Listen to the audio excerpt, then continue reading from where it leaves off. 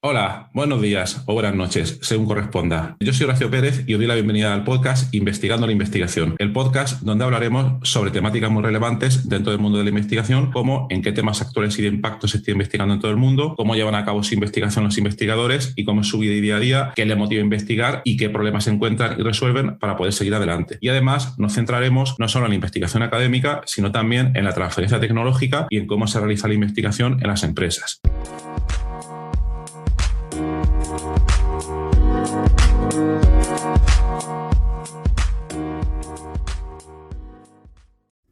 Hola, hoy es martes 15 de febrero de 2022 y hoy empieza el primer episodio del ya anunciado la semana pasada audiocurso de escritura de papers. Entonces vamos directamente al grano porque ya os expliqué ahí la dinámica y cómo lo íbamos a llevar adelante. Vamos a por ello. Primer episodio. El título del primer episodio sería Entender cómo funciona el sistema académico. Bien, ¿por qué hacemos este episodio? Porque aun tratando de hacer un audiocurso que va a intentar ser de la manera más general posible, es necesario que tú, oyente, que estás escuchando ahora mismo este episodio, este audiocurso, te hagas algunas preguntas y trabajes un poco para procurar entender la casuística de tu área de investigación, de tu área de trabajo. Entonces, antes de irnos a los episodios directos de cómo se prepara las técnicas de preparación de un paper, etcétera, es conveniente hacer un trabajo previo que algunos de vosotros que estéis con la tesis es probable que ya lo hayáis hecho, otros no, a otros os ayudarán. Pero como os dije en el capítulo introductorio, vamos a contar cosas que aunque sean, algunos digan de cajón, es muy importante tenerlas en cuenta. Entonces, el episodio de hoy se titula Entender cómo funciona el sistema. Y con sistema me refiero al sistema académico, digamos, que es el que impera en tu área de investigación, en tu línea de investigación. Es decir, no es lo mismo alguien que está investigando y quiere publicar en informática que alguien que quiere publicar en arquitectura, que quiere hacerlo en ciencias sociales, que quiere hacerlo en economía. Ese terreno individual, esa área, pues va a tener su casuística. Entonces, vamos a explicar por qué es importante este punto. Pero antes de ello, antes de explicar, de meternos en cosas específicas, que eso, como he dicho, lo tenéis que trabajar vosotros, vamos a tratar de explicar cómo funciona el sistema académico. Entonces, el primer punto sería por qué es importante publicar. Es necesario, yo creo, dejarlo bien claro. He destilado 4 puntos. Hay probablemente algunos más, pero yo creo que estos 4 son los más importantes. Bien, ¿por qué es importante publicar? Número 1, por requerimiento. Como os he dicho, este audiocurso está dirigido principalmente a doctorandos. Y si sois doctorandos, entonces algún día queréis defender vuestra tesis doctoral, independientemente del área en el que os encontréis, del país en el que estéis, es casi seguro que vais a tener que tener publicado al menos un artículo científico o un artículo de congreso. Me da igual, pero tenéis ahí unos requerimientos mínimos que cumplir y que tenéis que estudiar y saber, y que vendrá en la guía de doctorado de vuestra universidad. Entonces, una de las razones de publicar, que es la que menos gusta, es por requerimiento, por mandato, por imposición. Es una regla que, digamos, que hay que seguir. Segunda regla, o segunda razón, perdón, sería por realizar difusión y divulgación de esa investigación. ¿Qué quiere decir esto? Pues esto lo que quiere decir es que el objetivo de un investigador, y esto ya es una opinión también un poco personal, no debería ser solo publicar esos artículos, sino que los resultados lleguen a la mayor cantidad de gente posible. Tú publicas tu artículo y podría suceder que estén en una revista de pago, a la que no puede acceder casi nadie, o que incluso estando en una revista de Open Access todo el mundo puede acceder a ella, pero que sea un contenido complejo, como suele pasar en muchas líneas de investigación, y que sea difícil que alguien que no es del área pueda entender qué resultados se han obtenido ahí. Entonces, publicar es importante, tener en cuenta que si podemos, nos va a beneficiar siempre divulgar, hacer una difusión de esa investigación, y a veces esa publicación implica no solo el journal, sino también utilizar otros medios para llegar a la gente. Esos medios pueden ser las redes sociales, otros canales de comunicación, la newsletter o simplemente correos electrónicos, el boca a boca, el dar charlas. Hay muchas maneras, pero publicar es importante, pero tenemos que saber que no únicamente vamos a tener que ceñirnos a las consabidas revistas o journals. Tercera razón por la que es importante publicar es para conseguir un impacto. ¿Qué quiere decir un impacto? Bueno, ya hemos hablado del requerimiento, ya hemos hablado de difusión, divulgación, para que llegue a la gente que está fuera del área, se entiende.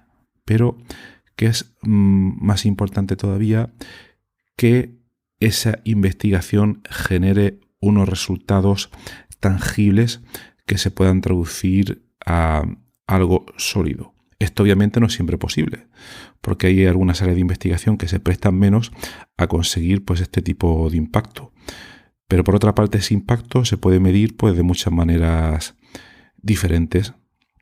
Está el impacto científico técnico, que quizás se podría traducir con diversas métricas, como pueda ser pues alcanzar un gran número de citas de esas publicaciones, lo cual quiere decir que a otros investigadores de tu área les ha llegado esa investigación porque probablemente la hayas hecho muy bien, y eso se podría traducir en que a su vez tu trabajo ha influido en sus líneas de investigación. Como comento, una manera típica, pero muy importante, no la única, sería mirar pues ese número de citas que se consigue de una publicación. El problema es que a veces las citas es algo que se mide en muy largo plazo. Un trabajo puede tener un gran impacto, pero esas citas no se ven hasta meses o a veces incluso años. Entonces, ese sería un impacto, digamos, académico. Influimos directamente en el trabajo de otros investigadores, pero también podríamos influir directamente en la sociedad. Por ejemplo, imaginaos el campo del descubrimiento de fármacos, que es en el que yo me muevo. Pues si descubrimos un fármaco que pueda curar un tipo de cáncer y ese fármaco pasa a los ensayos clínicos, como uno de los proyectos en los que ahora mismo estamos, pues el impacto sería tremendo, porque podría ayudar a mucha gente que ahora mismo tiene gran cantidad de problemas con el cáncer. Ese sería un impacto en la sociedad. Otro tipo de impacto en la sociedad podría ser alguien, por ejemplo, que diseña un software que realiza una tarea específica y que lo hace bastante bien. Entonces, no solo quizás ese paper podría tener gran cantidad de citas, sino ese software ser usado por gran cantidad de científicos en todo el mundo. Ese sería un gran impacto. Podría comentar muchos más ejemplos, pero me han pedido que el episodio sea lo más corto posible para tener ese contenido condensado, entonces no me quiero extender más aquí. Luego, la cuarta razón por la cual es importante publicar es para aprender uno mismo como doctorando y para ganar experiencia en el arte, en la ciencia de transferir información. Esto es importantísimo. No se debe de ver un paper, el escribir un paper, el desarrollar ese paper como un PDF que luego se cuelga en un sitio, sino como un proceso en el cual aprendemos a volcar esos conocimientos de una manera determinada para que impacte, para que permee en una serie de investigadores, en un público, en una sociedad. Entonces, esa es una habilidad muy importante y que luego nos puede ayudar tanto en siguientes pasos de nuestra carrera investigadora, ya sea a su vez como postdoc o investigador en una carrera académica posterior, o también si nos queremos ir al mundo de la industria o crear una startup o cualquier otro tipo de trabajo. En otras palabras, nunca será trabajo perdido si lo miramos así. Cómo ganar experiencia, cómo ganar conocimientos. Entonces, esas son las 4 razones por las cuales es importante publicar. Y entendiéndolas, ya vamos comprendiendo mejor cómo funciona el sistema académico, el cual es el objetivo de este episodio. Luego, otro punto sería, para poder entender bien cómo funciona el sistema, debemos obviamente entender la comunidad científica que tenemos dentro de nuestra área. Y aquí no es solo lo que nos digan. Por ejemplo, nos pueda decir nuestro director de tesis, que obviamente se deberá de preocupar por transmitiros toda la información sobre el área, pero también vosotros os debéis de acostumbrar a tomar un papel activo y a moveros, porque cuanto más os mováis y adquiréis esa capacidad de buscar información, luego esa es una faceta muy importante que os va a venir bien en el futuro. Entonces, entender la comunidad científica dentro de tu área. Punto número 1. Y quedad con los números. El punto número 1, es importante que en vuestra área específica sepáis cuáles son los principales retos de vuestra área de investigación. Todos los puntos que voy a comentar aquí, si no los sabéis, piensa lo que te estoy comentando. Si no sabes en tu área cuáles son esos puntos, estarás un poco perdido y te costará un montón escribir cualquier tipo de artículo. Mientras que si sabes estos puntos, no es que te vaya a salir solo, pero te resultará todo muchísimo más fácil, ¿vale? Entonces, el primer punto, como decía, es que debes saber y tener bien claro cuáles son los principales retos en tu área de investigación. Eso lo debes saber. Por ejemplo, voy a poner ejemplos que no sean el mío. En el área de inteligencia artificial, uno de los principales retos es que se consiga generar una inteligencia artificial que sea capaz de abstraer reglas por sí misma, sin ser enseñada por un humano. En vuestro campo, pues vosotros lo tenéis que saber. Si no lo sabéis, ¿qué es lo que tenéis que hacer? Pues eso lo comentaremos en otros episodios, pero hay una manera muy fácil y es estar al tanto de la literatura científica, estar al tanto de los papers. Sí, pero es que yo estoy todos los días trabajando y no me da tiempo. No es excusa. Tenéis que encontrar cada día, o con cierta frecuencia si no, un tiempo, 15 minutos, 30 minutos, para estar al tanto de lo que sucede en vuestro campo. Y hoy en día eso es relativamente fácil gracias a, por ejemplo, las redes sociales. Hay algunas muy buenas, LinkedIn, Twitter, ResearchGate, son las 3 que principalmente recomendaría. Ahí podéis seguir a gente que es de vuestro campo y entonces de manera muy fácil os van llegando actualizaciones pues, de los principales acontecimientos y resultados que se van obteniendo en vuestros campos. Entonces, punto número 1, ¿cuáles son actualmente los principales retos en vuestra área de investigación? Segundo punto. Este es un punto futbolístico. Yo no sigo el fútbol, pero creo que vais a entender el símil enseguida. Es que tenéis que saber dentro de vuestra área cuáles son los grupos e investigadores, digamos, top o de referencia. Es como si en el fútbol, bueno, sabéis cuáles son los mejores equipos de cada país, los mejores jugadores.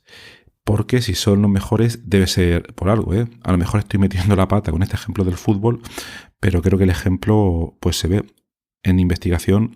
Los investigadores top, los grupos top, habrán, claro, algunos que quizás sean top porque tienen un presupuesto enorme para poder hacer por lo que quieran, pero otros investigadores top es porque se lo han ganado a pulso y están desarrollando investigaciones que están en el borde o más allá del estado del arte.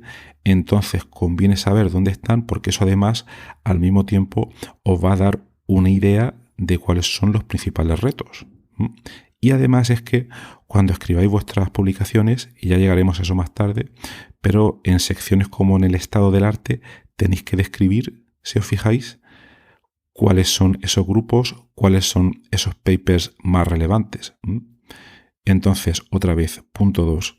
¿Quiénes son los grupos investigadores top? Pues esto, la solución para poder conseguirlo es igual que hemos comentado en el punto 1.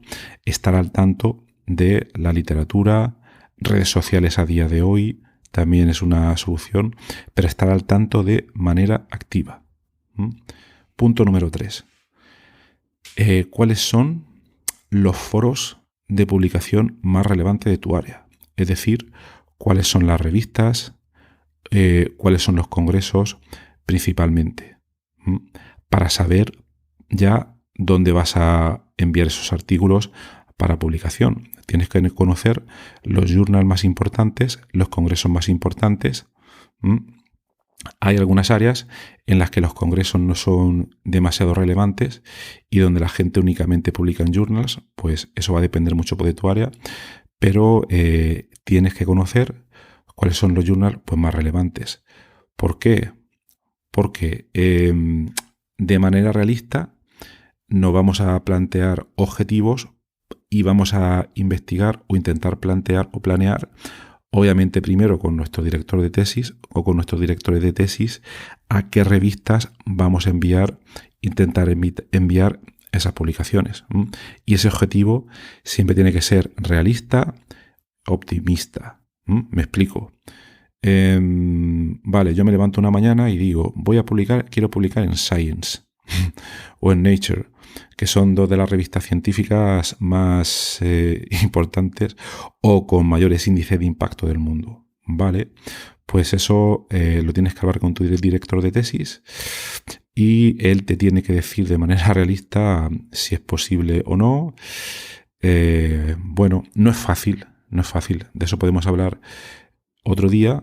No os quiero desanimar, pero tenéis que tener un grupo de investigación que esté en la frontera del conocimiento, que tenga un presupuesto suficiente para desarrollar estas ideas, etcétera, etcétera. Y también os quiero decir que no os desmoralicéis porque hay muchos otros grupos que han trabajado bien y con presupuesto modesto y que han llegado a publicar en esas revistas porque han hecho unos descubrimientos impresionantes con muy poco presupuesto.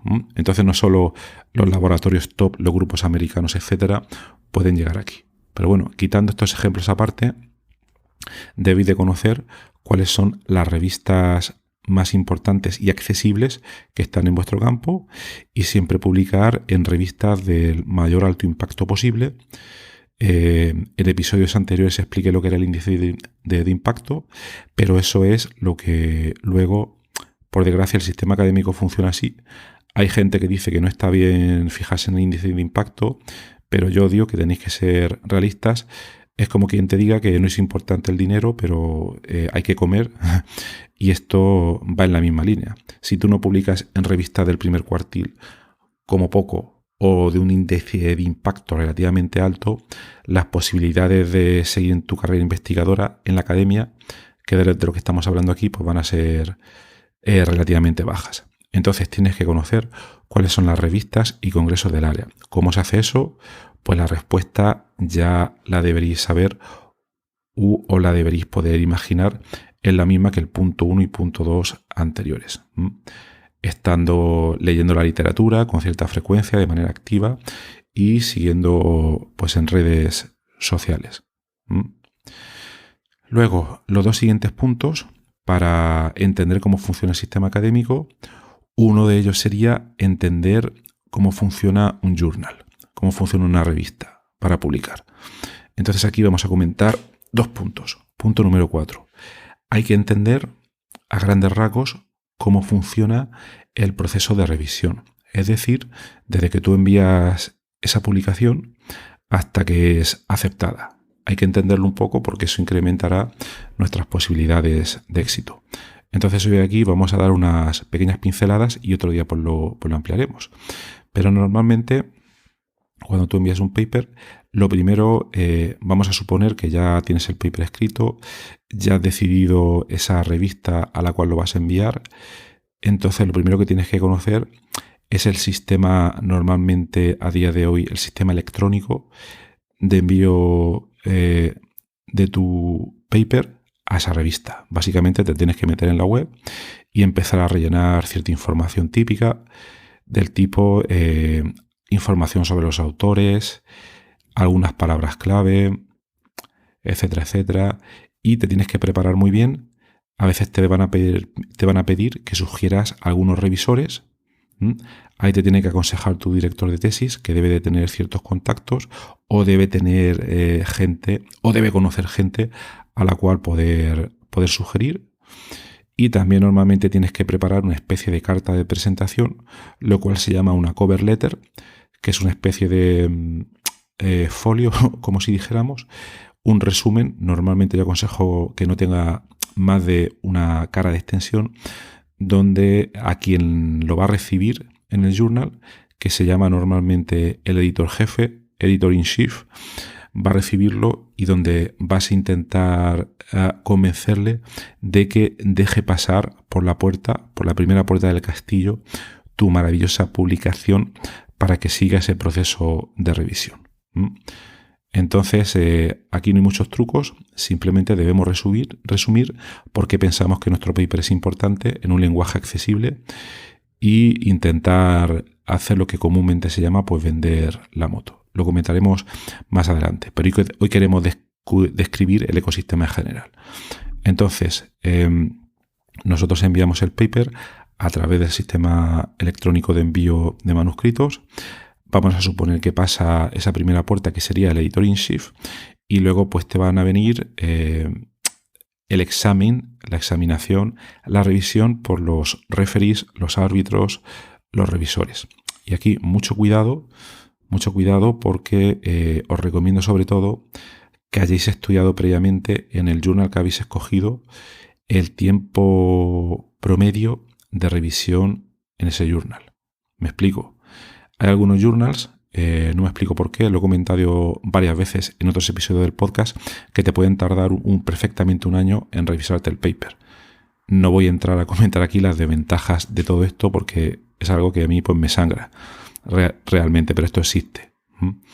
Entonces, mucho ojo porque simplemente mirando a publicaciones previas, artículos ya publicados en la revista, os podéis fijar en que a veces ponen informaciones sobre cuándo se envió ese paper, cuándo se volvió a enviar de forma revisada y cuándo fue aceptado. Y así os podéis hacer una pequeña idea pues, de ese tiempo.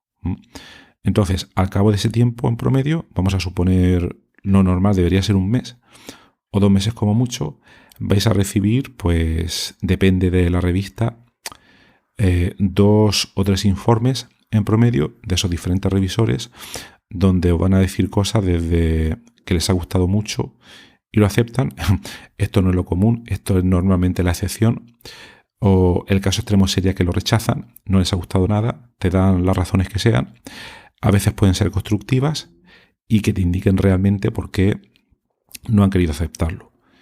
Y a veces pueden ser constructivas y nos pueden ayudar a trabajar aquellos aspectos débiles de nuestra investigación que luego a posteriori deben ser pues mejorados. Entonces eso puede ser positivo. Y otras veces los puntos medios serían que nos piden revisar ciertas cosas con posibilidad de luego ser aceptado. Y esas revisiones pueden ser lo que normalmente se llama una revisión menor. Nos piden cambiar pocas cosas, o una revisión mayor, que ahí sí que podría haber bastante trabajo y que ahí tenemos que pensar si, dependiendo de lo que nos piden, pues queremos realizar esa revisión o no, porque a veces pueden ser cosas un poco complejas. Pero bueno, vamos a suponer que enviamos el paper revisado y que no lo aceptan. Entonces ya hacemos la fiesta, invitamos a los amigos, lo que sea, pero por favor, muy importante, celebradlo. Tomaos un premio, un autopremio, lo que sea, pero celebradlo. Que la carrera académica, como muchas otras, es dura, y si no celebramos estas pequeñas cosas o grandes cosas, según se miren, pues se hace todo bastante complicado. Entonces, bueno, no me meto más en detalle, pero este sería cómo funciona el proceso editorial, que es el punto número 4. Y también hemos comentado el punto 5, que es cómo está estructurado el journal y quiénes lo forman, que sería lo que hemos comentado antes, el editor en jefe y, bueno, pues los diferentes revisores. Entonces, bueno, ya termino aquí este primer episodio que se titula Entender cómo funciona el sistema académico, y como os comenté, os pongo deberes. Oh, qué rollo los deberes y tal. Bueno, siempre viene bien hacer ejercicios y de verdad que os aconsejo, no tenéis que escribirlo, o si queréis sí, pero darle una pensada porque es importante, y si hacéis un pequeño esfuerzo os puede venir muy bien para las siguientes fases de preparar un artículo. Entonces, un ejercicio que os sugeriría sería vete atrás a los puntos 1, 2 y 3 que hemos planteado y que voy a resumir muy brevemente, y piénsalos o respóndelos. El punto número 1 era: ¿cuáles son los principales retos en tu área? El punto 2, ¿quiénes son los grupos más relevantes e importantes e investigadores en tu área? Y el punto 3, ¿cuáles son las revistas y congresos clave de tu área? Entonces, piénsalo, date cuenta si los conoces o no, y si no los conoces, ¿qué es lo que harías para informarte debidamente? Luego, el segundo ejercicio sería respecto a los puntos 4 y 5. El punto 4 es cómo funciona el proceso de revisión, y el punto 5, cómo está estructurado el proceso en un journal. La pregunta para ti, muy importante, sería: ¿qué puedes hacer para incrementar las posibilidades de éxito desde que envías ese paper hasta que es aceptado? Teniendo en cuenta cómo funciona el proceso de revisión y cómo está estructurado un journal. Bueno, pues termino aquí. Espero que no te haya dado mucho dolor de cabeza, pero esta es la realidad del sistema académico. Pueden haber muchísimas más cosas, pero yo creo que te he comentado las más comunes, las más relevantes, las que aparecen en, yo creo que casi todas las áreas de investigación. Y nada, te recomiendo que hagas los ejercicios y los pienses un poco, y ya sabéis, podéis dar vuestra opinión o podéis plantear dudas a través de nuestra comunidad en Discord, donde hay muchos más doctorandos como tú compartiendo estas inquietudes, o a través de correo electrónico, como queráis. Toda la información está en las notas del programa. Y si tenéis alguna duda, pues ya digo, la planteáis ahí, y el próximo episodio plantearemos la solución a estos dos ejercicios. Bueno, espero que os haya resultado interesante y que tengáis un buen día. Hasta luego.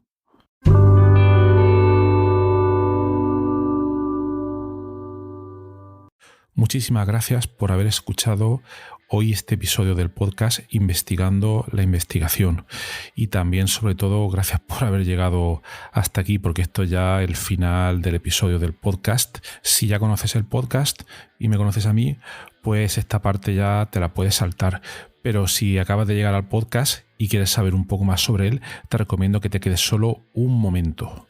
En primer lugar, te voy a comentar quién soy y a qué me dedico. Mi nombre es Horacio Emilio Pérez Sánchez, a veces lo abrevio como Horacio Pérez, y soy de formación químico computacional.